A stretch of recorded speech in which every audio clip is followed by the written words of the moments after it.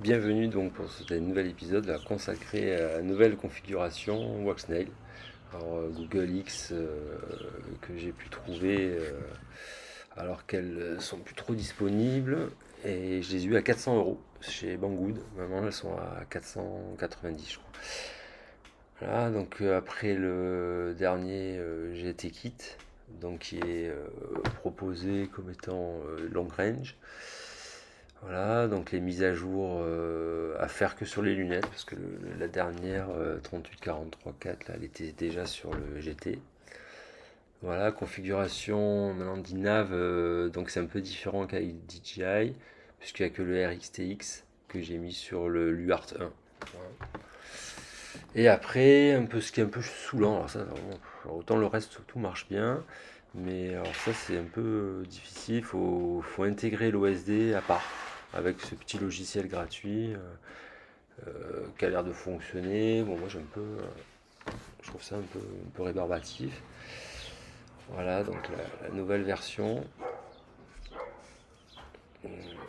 donc avec les antennes, une double antenne, la carte SD, et puis là donc j'ai monté là sur un servomoteur.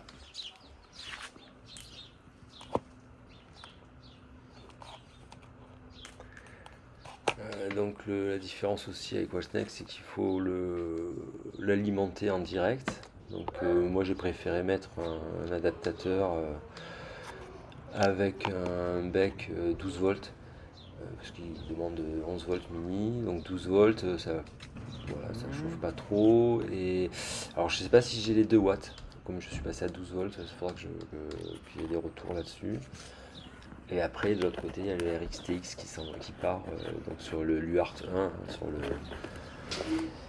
Mais donc ouais, le bec c'est pas mal. Quand même, ça permet les surtensions, ça fait le jeu de condensateur aussi quand même. Donc pour l'instant, c'est une bonne configuration. Donc au niveau de l'électricité, enfin de l'alimentation, tout va bien. Donc le décollage, donc là on voit avec l'intégration de l'OSD, c'est minable. C'est pas du tout ce que j'ai dans les lunettes, hein. J'ai quelque chose avec des couleurs, avec des vraies icônes. Enfin c'est type classique ce qu'on a l'habitude de voir. Là, non, là j'ai réussi à avoir que ça et encore c'est pas mal.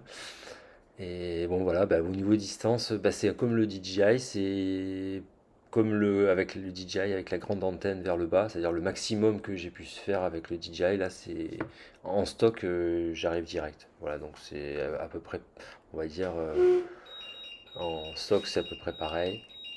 Et j'ai fait le FCC, normalement là c'est débridé à 1200 watts pour un essai. Et voilà, donc normalement ça devrait être du long range, mais enfin, ça devrait être aussi long que beaucoup mieux que les DJI et c'est quasiment comparable. Et surtout c'est modifiable, on peut tout changer et donc voilà, c'est bien.